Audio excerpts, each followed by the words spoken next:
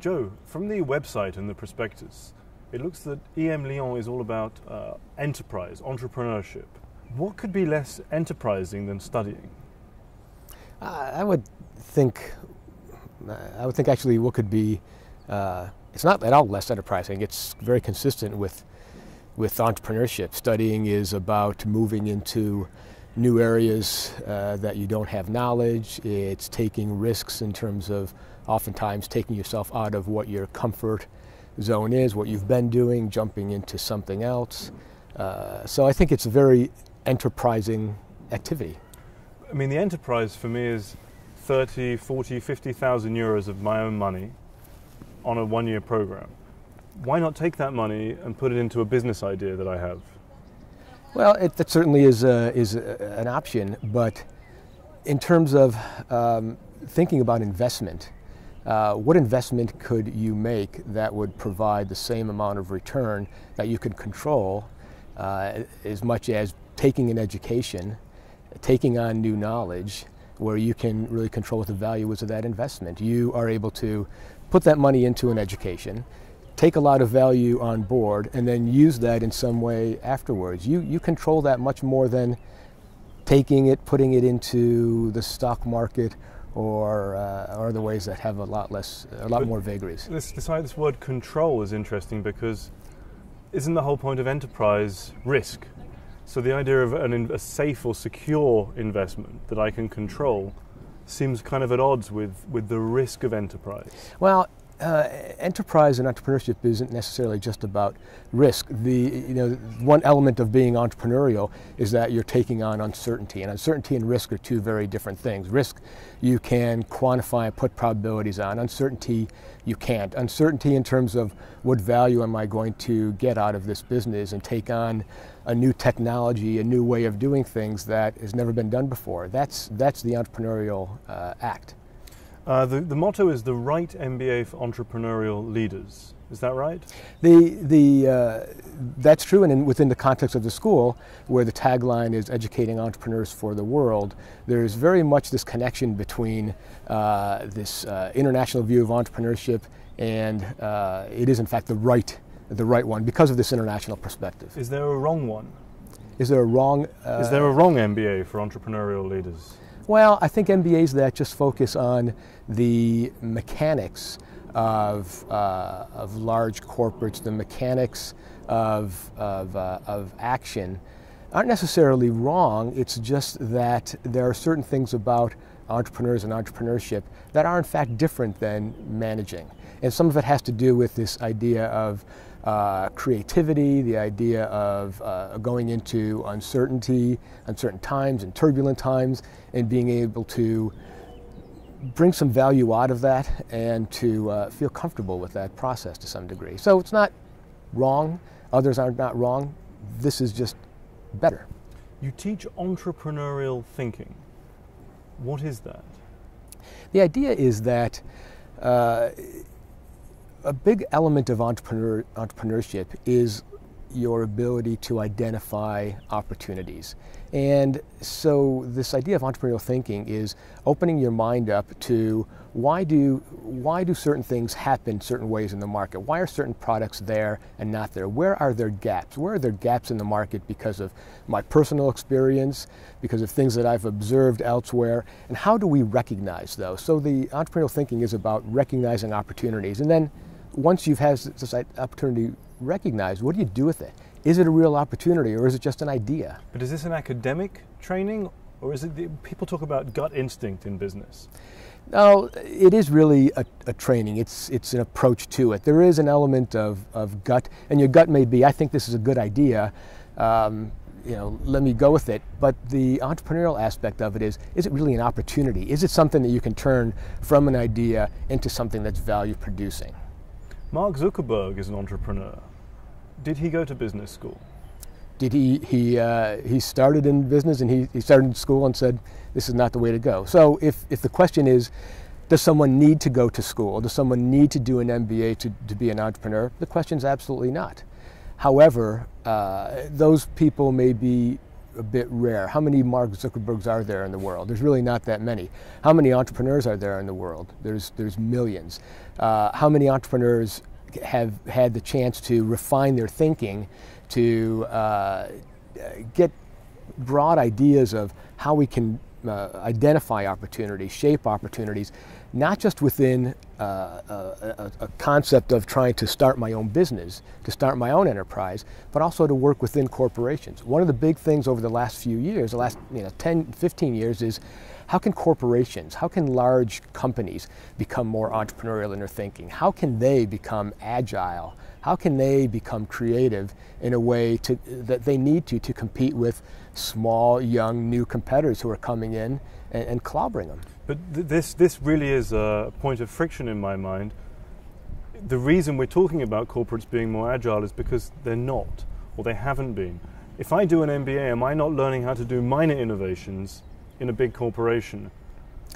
No, well, so one element of the MBA, and when we look at what we as MBA program managers, what we need to provide as an MBA, there's certainly a bit of generalist knowledge. And so for someone to say, or for us to say we are granting someone an MBA degree, we're saying that they've developed certain knowledge in finance and marketing and strategy and the general functional areas. So that's one element. But there's other things in terms of the entrepreneurship aspect, the entrepreneurial perspective and thinking that hopefully move us beyond that into how can we apply this thinking in a corporation with knowledge of the other aspects of the corporation so that we can affect a change and we can have this corporation then move into new ideas. If we just come in with just the entrepreneurship piece without the other MBA functional knowledge areas, we may not be able to really affect a change because we can't do it with knowledge of how the rest of the organization works. Good. So in fact, you're triple accredited. Correct. So in terms of all this basic knowledge, this key knowledge of the MBA, you're delivering that. But on the other hand, you have to tick the boxes of all three accreditation boards. Mm-hmm. Is there no conflict between ticking all the boxes and teaching something different, enterprise? So first, the accreditations get at some different things. So ACSB and EQUIS are looking at things more institutionally, and one accredits all your programs, one accredits just degree granting programs. Those are institutional accreditations. AMBA is an accreditation that's just focused on the MBA. Mm-hmm. And so certainly institutionally we need to tick boxes that say we have a certain degree of finances, we have a certain relationship with the business community kind of broadly. Within the AMBA accreditation, there's a lot of latitude in there. So what AMBA wants us to do as an accredited business school is to provide a generalist curriculum that allows for us to teach these functional areas, but then gives us a lot of latitude, and it gives the schools a lot of latitude to have programs or specializations in there that are consistent with the philosophy of the school, consistent with the school's view of where market needs are and niches that it wants to exploit. It sounds stretched, because you say there's latitude, but equally you've got 1 year. So to make happy all three boards and give this unique entrepreneurial thinking, I just wonder if there's enough time. The 1 year is certainly a challenge, and it's an opportunity for people who are looking at programs who want to get them done in a year, because these people are taking themselves out of the job market for a year. So beyond the tuition and fees that they're paying, there's an opportunity cost. So getting it done in a year is an opportunity for them to say, I'm going to take a year out and I'm going to focus on this.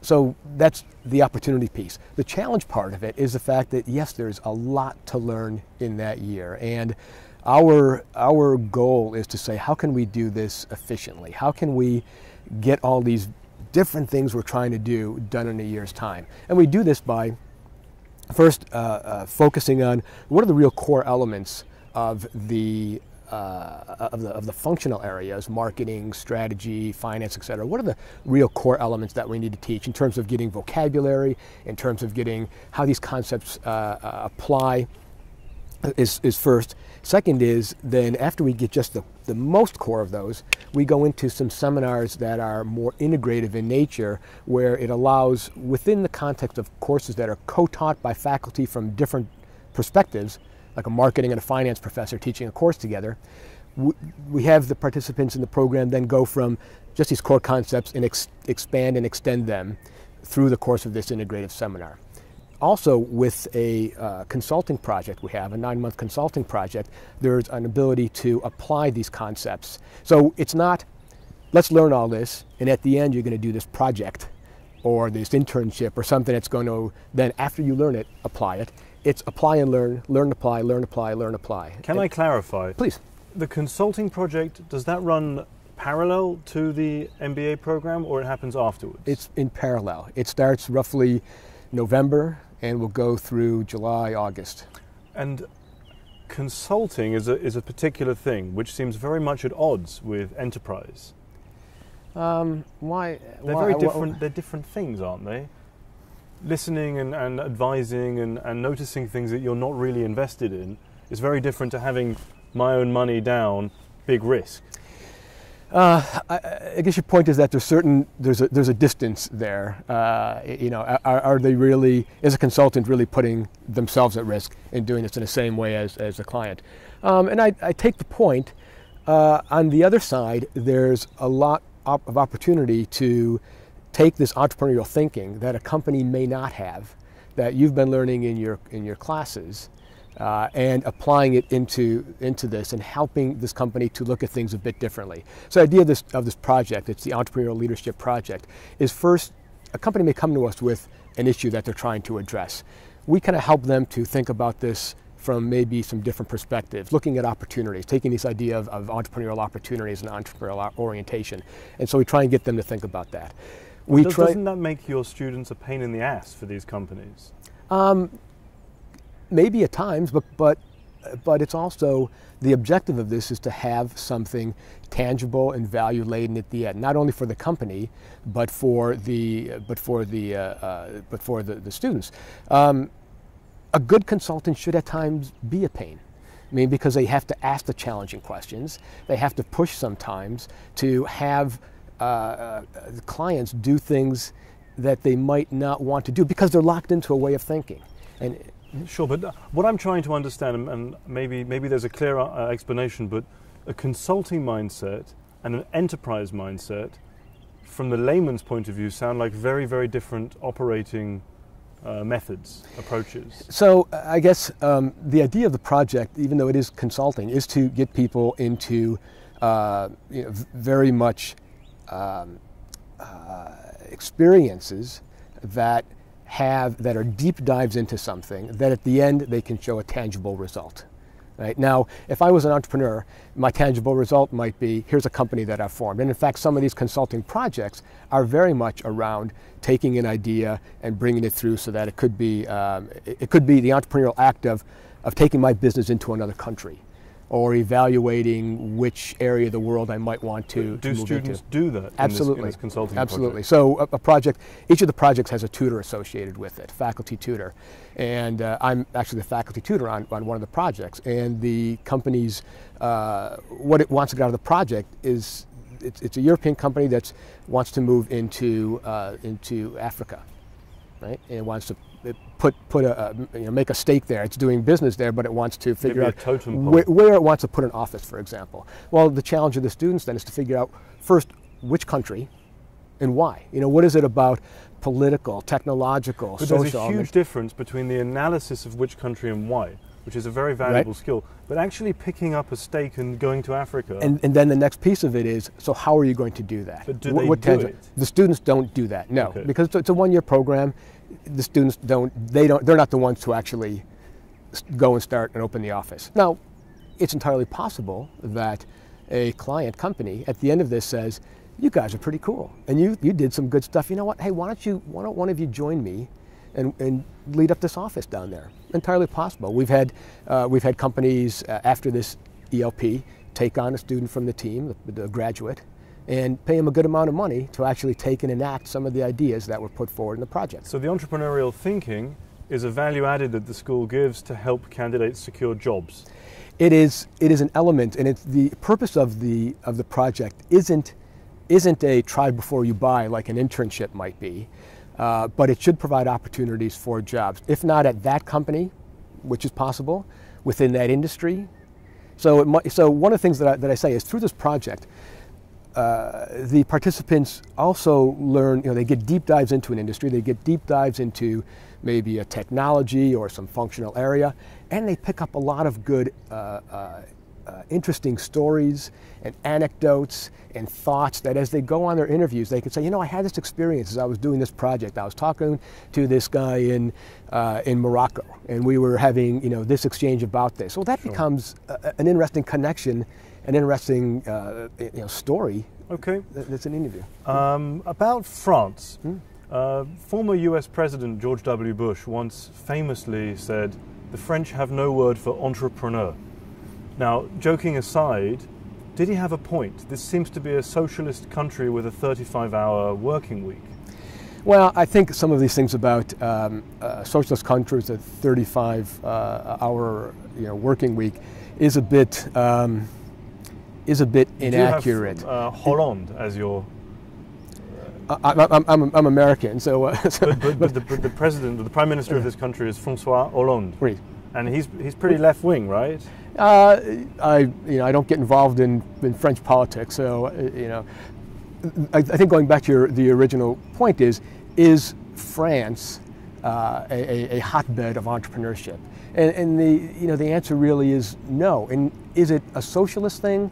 No, I think it's more of culturally the way in which companies have evolved, in which they work. The schools are very much embedded in the way in which people are educated. It's a very hierarchical culture.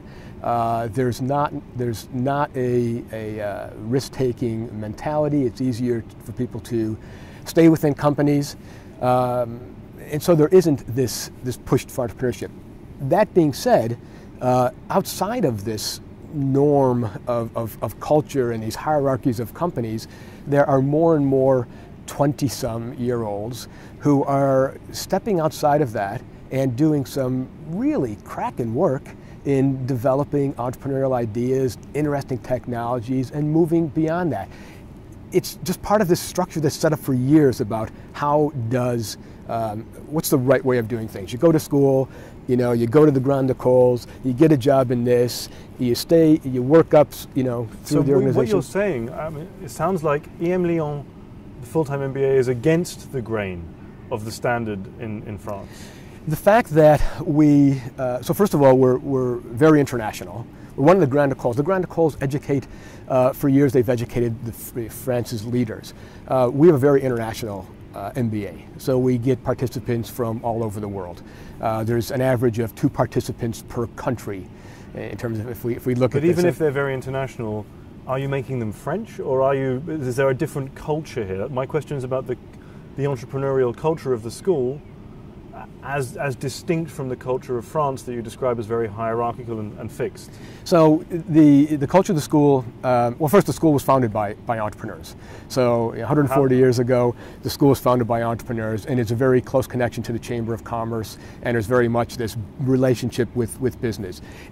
Are we trying to be countercultural? I don't think we're trying to be countercultural. What we're trying to do is say, how can entrepreneurship, how can creative ideas, how can taking those creative ideas to the market benefit France, benefit Europe, benefit the world? We're not trying to change the. How many French students do you get in the MBA program? About 30% over the last few years, on average, and maybe 30% of our cohort is French. And are these French students very different then to other French students of their age in France?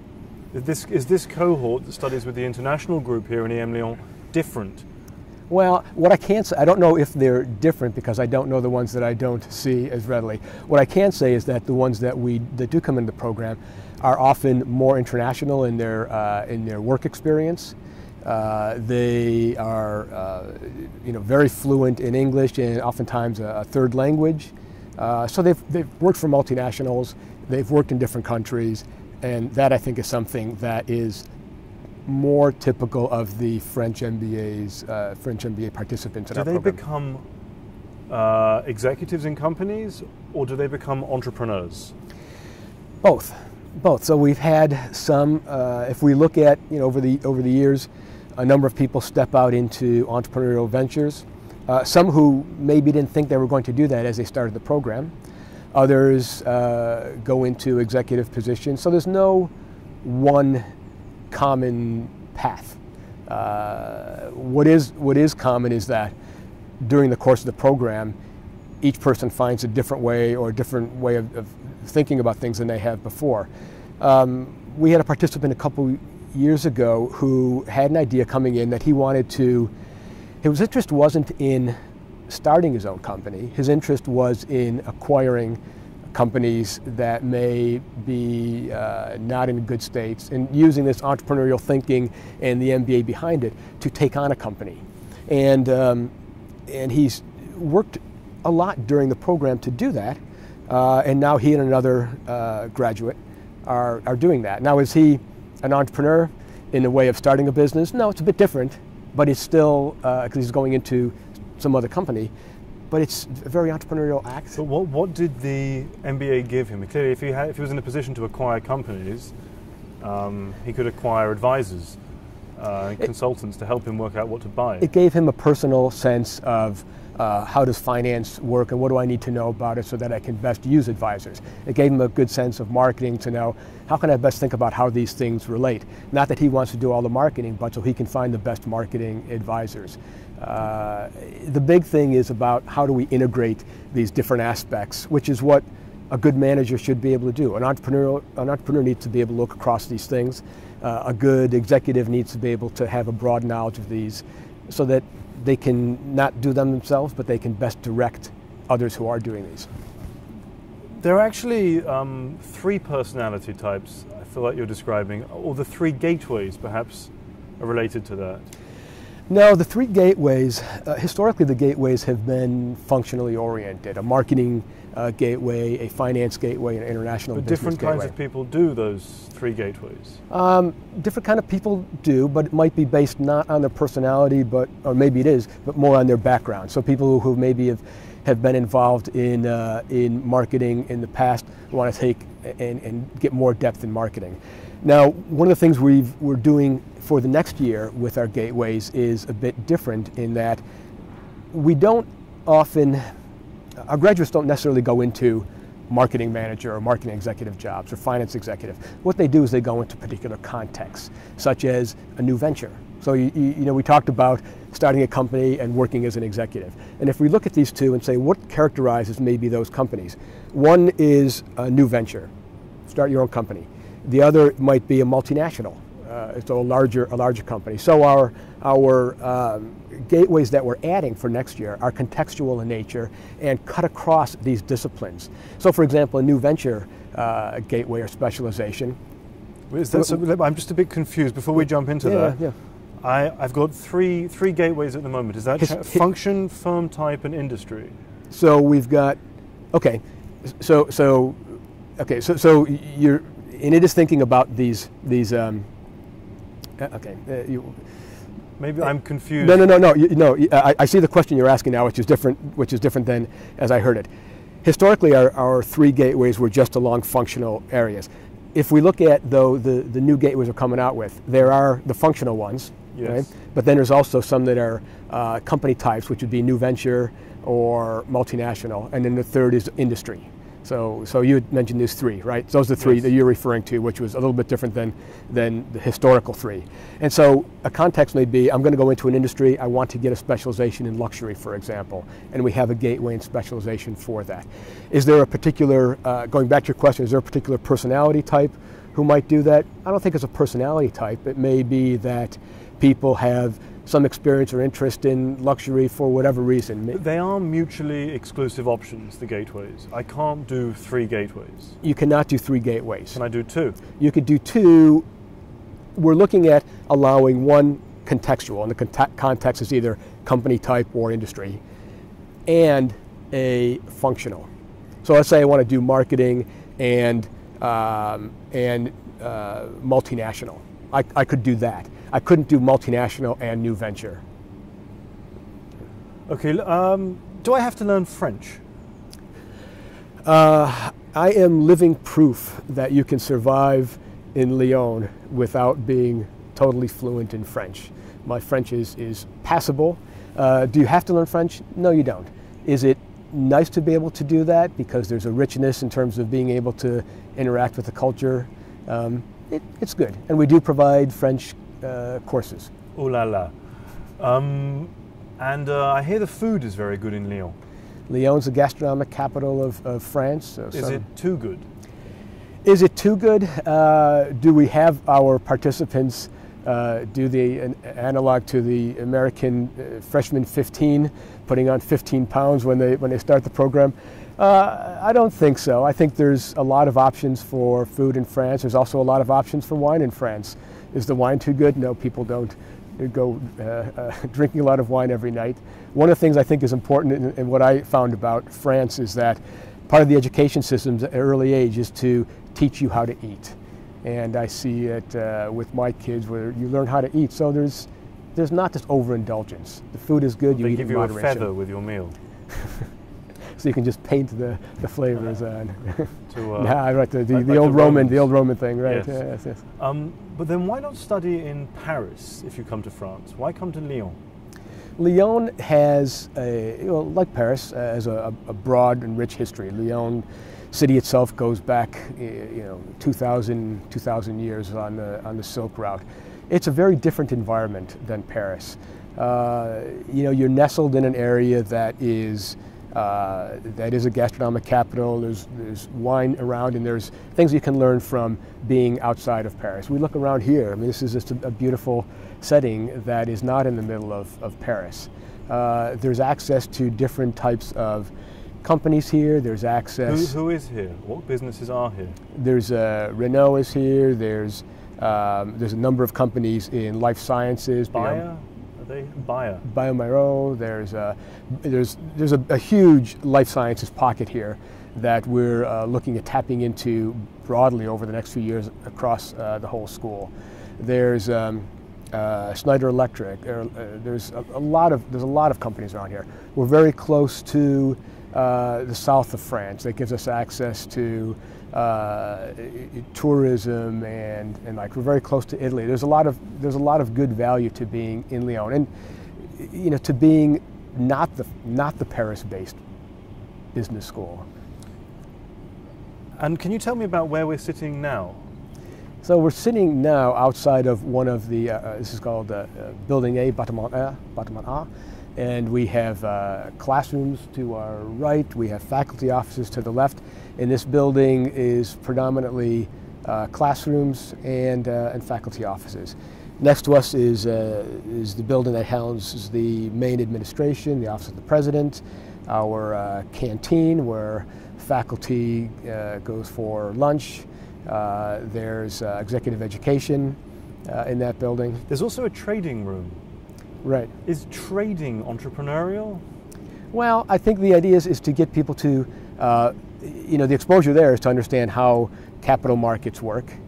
And so getting an exposure to that. Now, not every element, not every course is focused on entrepreneurship. There are still broad elements of business and finance and international economics and macroeconomics that are not necessarily focused on entrepreneurship. But understanding how capital markets work through trading. Do I trade real money in the trading room? That may be in some of the programs, not in the MBA. We don't have, that's not something that we've institutionalized in the MBA program. Some schools in the US, for example, it's not uncommon to have a small venture fund or something that's set up. Yes, if you're teaching entrepreneurship, put some money in the game. Why not trade real money? Well, is entrepreneurship about trading money, or is it about trying to build something up that you might eventually take to an IPO? We're not. If we were focused on developing or training venture capitalists, maybe that would be something we do. What we're trying to train, in part, are people who are the leaders of the portfolio companies in which venture capitalists invest. We're very close to the accommodation block Le Lyon. And I read on the website there are 113 single rooms, but only 16 studio rooms for couples. Should I bring my little black book? Are there lots of single people here? Well, across the school is predominantly master's level or bachelor's students. So if we look at executive education and MBAs, which are the ones that would be not single, they're clearly the minority in the school. Sounds good. There's no minimum GMAT score to get on the course. Correct. So why bother taking it?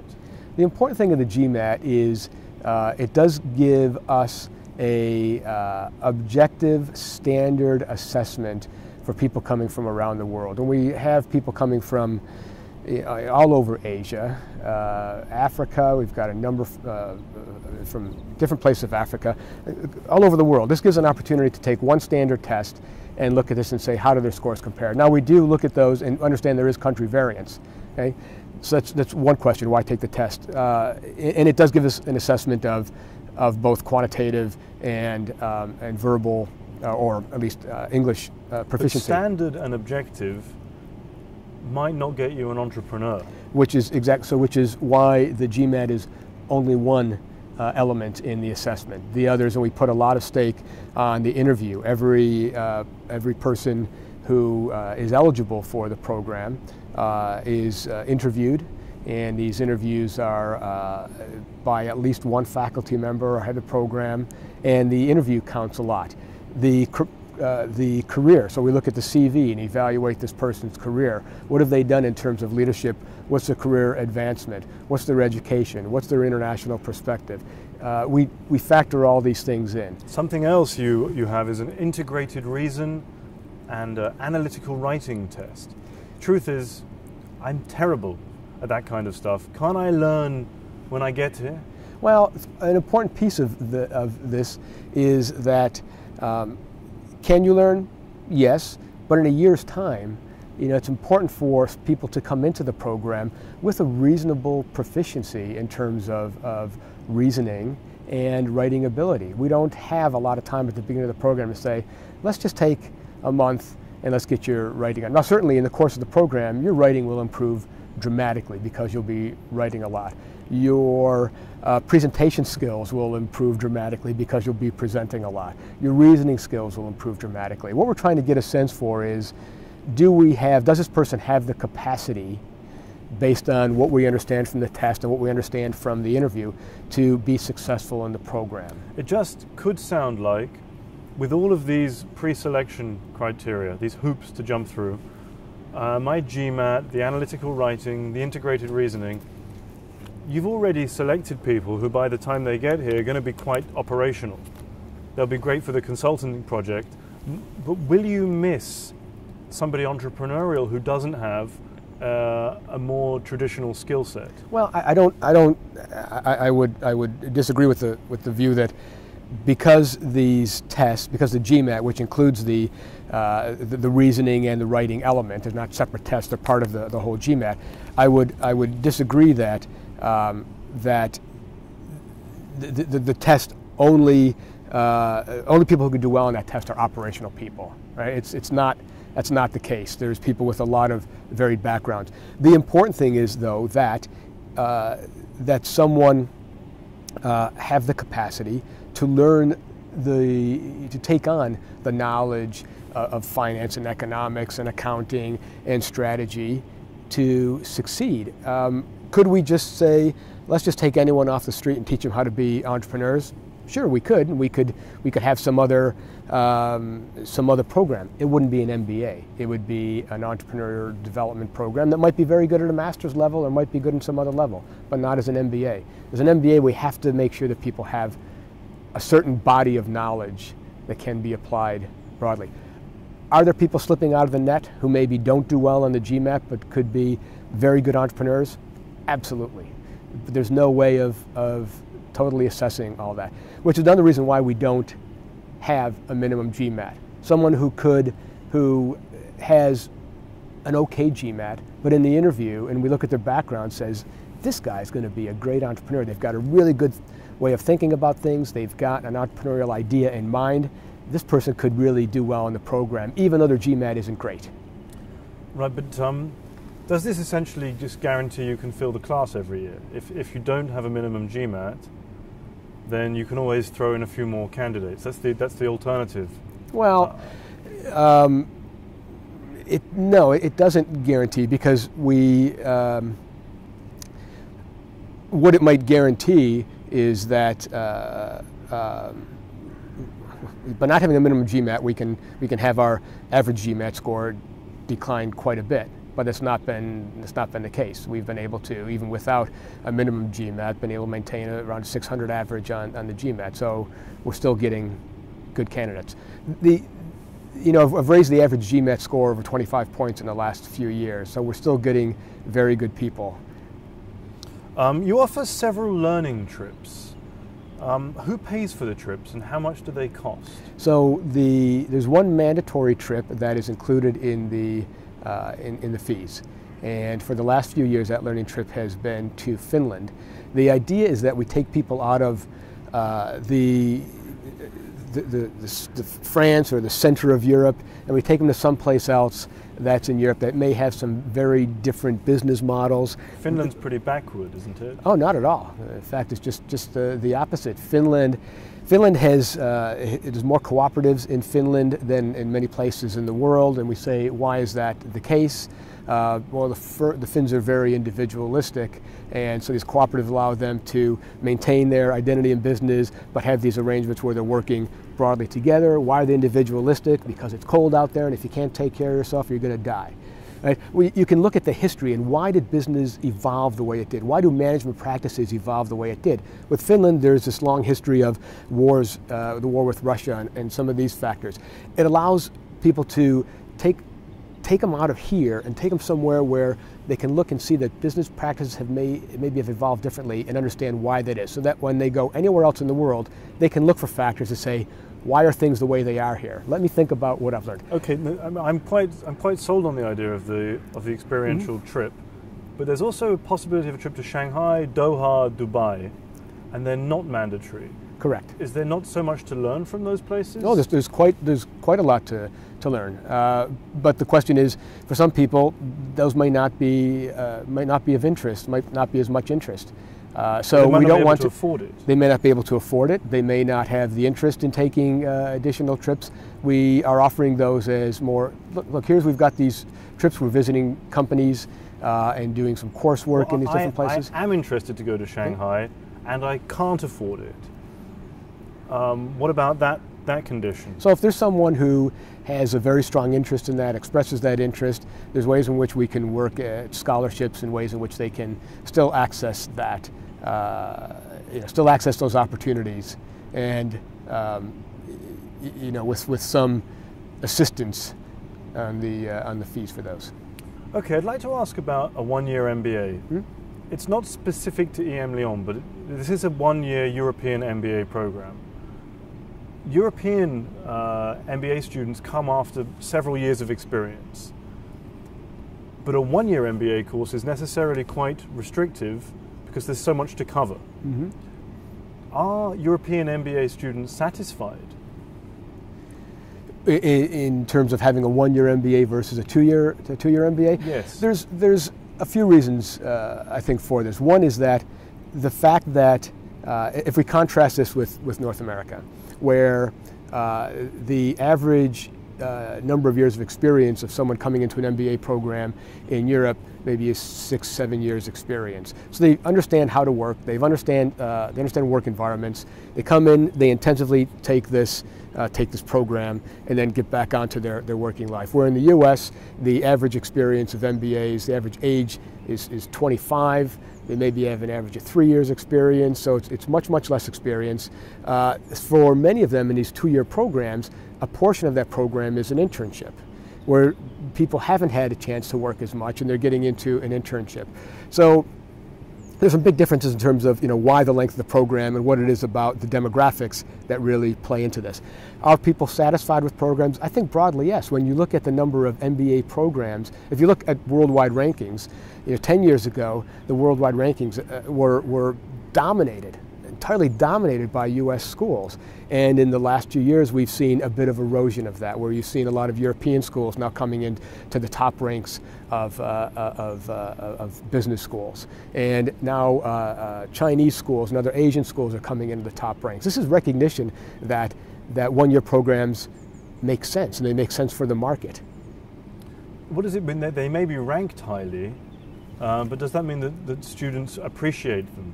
I mean, if I have to choose to do an MBA, and would it not be better for me to do 2 years if I already have experience before? I would say maybe just the opposite. If I have experience, why do I need 2 years? I don't need to do an internship because I understand what it's like working in a business. But I'm going into a sheep dip in a one-year program.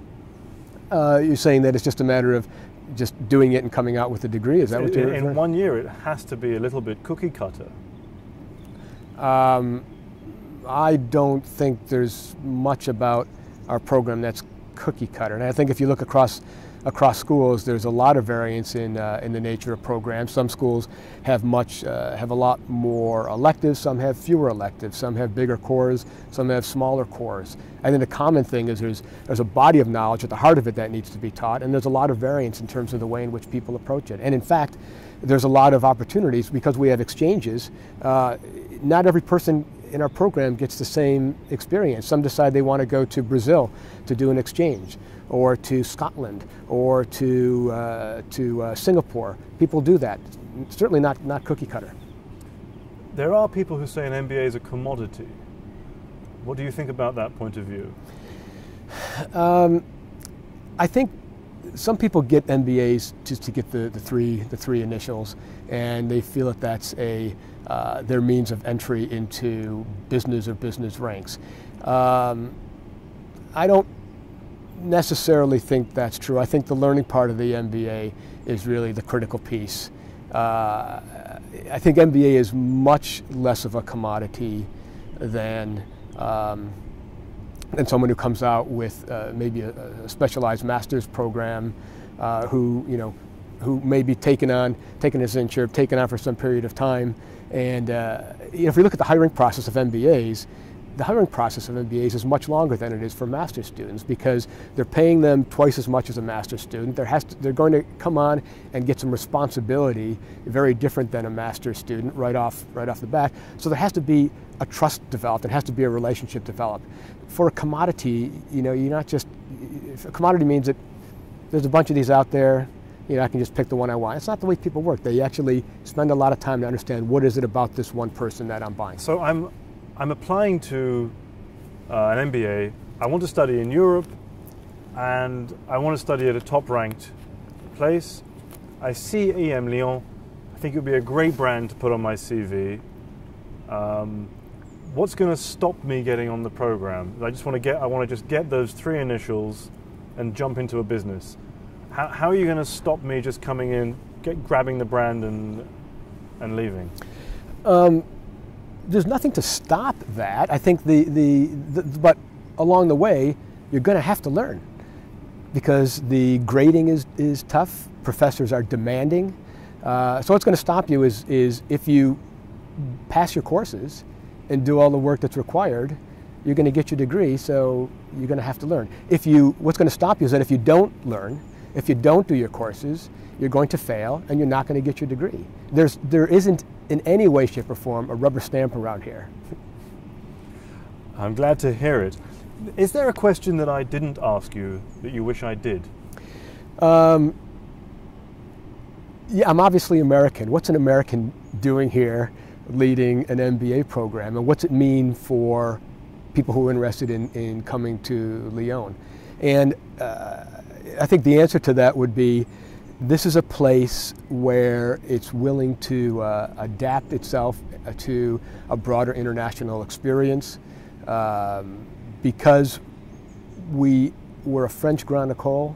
but we're very international. We're international in our faculty, we're international in our thinking, we're international in our awareness of the world, the macroeconomic situations and ways in which people are going to work. And I think that the fact that I, as an American, is not a French person, is the one leading this program, is an important thing for the program. Is America international, or it's America?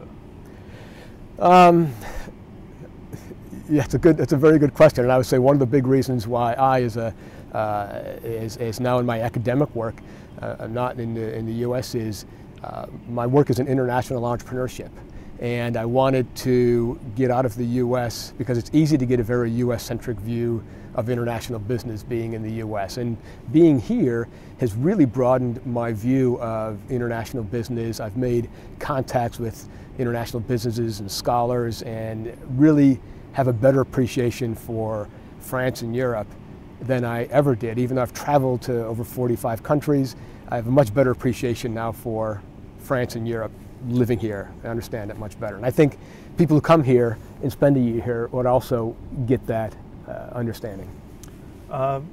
Entrepreneurs and MBAs, do entrepreneurs who are hiring people like MBA graduates? You know, I can't speak for all entrepreneurs. I can say that they do. I think they like the right entrepreneur. They like the right MBAs. Entrepreneurs like the right MBAs. They like MBAs who have knowledge of business, who can help them move into new markets, help them analyze things. But the ones who have an entrepreneurial or creative orientation or bent are wonderful. I think that you know, the downside for an entrepreneur might be I may have to pay an MBA more. You know, my value is more, but maybe I compensate this person in stock or some other ways that the person then grows with the value of the company. So I don't think there's a one right answer. You know, there isn't one same MBA who comes out of programs. There are 3 MBAs taught on this campus. Is there something that runs through all of them? Is there a thread, a signature that makes the EMLYON MBA? Well, the entrepreneurship element of it it runs through, you know, who we are. You know, where other schools talk about entrepreneurship as part of who they are, as I said, the school was founded by entrepreneurs. So it literally is in our DNA, this idea of entrepreneurial thinking. Most things are founded by entrepreneurs, aren't they? Not business schools. Who found? Well, the state founds them. Many of the state, you know, or you know, business people, you know, people who maybe have, you know, millions of dollars and want to start their own school. But normally, it's not, you know, isn't the case. These were the people who founded EMLYON were small business owners and entrepreneurs who were leaving the Alsace region 140 years ago to get themselves out of conflicts between France and Germany, and said, we're going to come here, we've got experience in textiles, and we're going to build something. I think that the common thread is entrepreneurship. You know, what's nice is it's provocative, in that the questions about you know, entrepreneurs and MBAs, and you know, are they at conflict in terms of what they are? And I don't, you know, so it's good to ask the question, because it forced me to step back. You know, I clearly don't believe that there's this conflict. I think oftentimes the MBA, and even in your later question, kind of almost implies that an MBA is an MBA is an MBA, and all MBAs are the same. And the fact of the matter is, there's incredible variance in MBA programs and in individuals.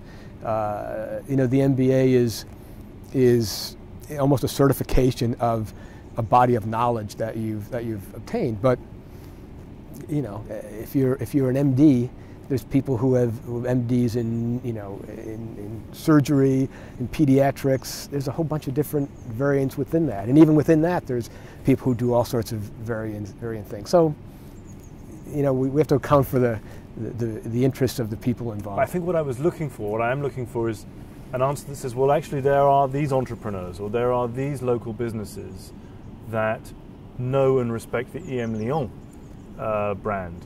Which is, you know, especially in Lyon. I mean, Lyon is a very second largest city in France, but still somewhat small town in terms of its network, right? And when you're in the Rhone Alps region in Lyon, people know EMLYON. And I go places, oh, you're an American, how long you've been here, where do you work, EMLYON? That's important. It's an important distinction here. And it's an important distinction for here in that EMLYON is international and getting more internationally known. But will I end up working here? Not necessarily. In fact, could you? Yes, some people come. We had, a Chinese graduate from last year, the year before, got a job working in here. She learned French very well. She's working here, and she'll eventually move with the company to China to help them move into the Chinese market. So there's more and more of that going to happen. There's, the intent isn't to have people come here and just work in Lyon. It's to have them work in international companies. We have a Japanese guy who started his own tea shop, basically tea house in Lyon. Japanese guy came here, said, "It's not drinking enough tea here. I'm going to take this and I'm going to build something here in Lyon." What he wanted to do. Isn't tea really an Indian thing? Japanese, they do that. So he's just, he said there's a whole, he's got a background in certifications in tea lore in Japanese, and there's a whole ceremony about it, and he's trying to bring that in here.